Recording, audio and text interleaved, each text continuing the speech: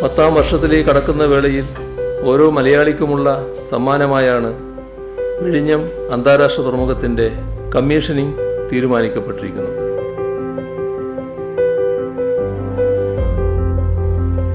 കഴിഞ്ഞ ദിവസം വിഴിഞ്ഞം പോർട്ടിലെത്തി അവിടെ നിർമ്മാണ പുരോഗതിയും കമ്മീഷനിങ്ങിനുള്ള തയ്യാറെടുപ്പും നേരിട്ട് കണ്ടിരുന്നു.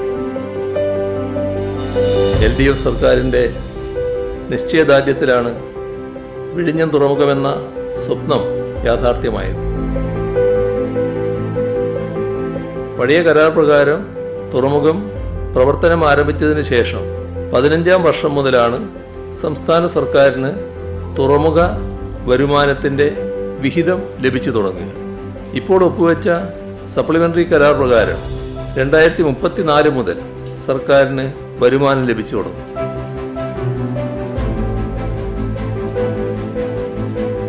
LDF സർക്കാർ ഒപ്പുവെച്ച സപ്ലിമെൻ്ററി കരാർ പ്രകാരം 2045 മാത്രം തീരേണ്ട പദ്ധതി 17 വർഷങ്ങൾക്ക് മുൻപ് 2028 തന്നെ തീരുന്ന നില ഉണ്ടാവുന്നത്.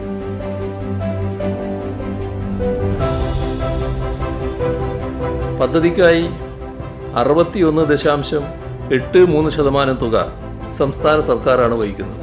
കേന്ദ്ര സർക്കാരിൻ്റെ VGF ഗ്രാൻഡ് എന്ന സഹായത്തിന് പകരമായി ലഭിക്കുന്ന ലാഭവിഹിതത്തിൻ്റെ ഷെയറാണ് ചോദിച്ചിരിക്കുന്നത്. തുറമുഖത്തിന് 8,680 കോടി രൂപയാണ് ആകെ മുതൽ മുടക്ക്. ഇതിൽ 5,370 കോടി 86 ലക്ഷം രൂപ സംസ്ഥാന സർക്കാർ, 818 കോടി രൂപ കേന്ദ്ര സർക്കാർ, 2,497 കോടി രൂപ അദാനി പോർട്സും വഹിക്കും.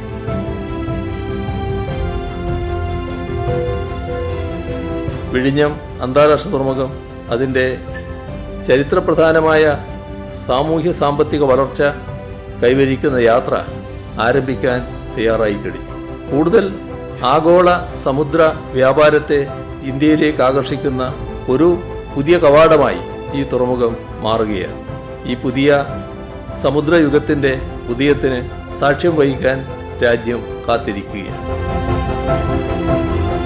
മെയ് 2 പ്രധാനമന്ത്രി ശ്രീ നരേന്ദ്രമോദി വിഴിഞ്ഞം അന്താരാഷ്ട്ര തുറമുഖം കമ്മീഷൻ ചെയ്യുന്നതോടെ കേരളം ലോക മാരിടൈം ഭൂപടത്തിലെ പ്രധാന കേന്ദ്രമാവുകയാണ്.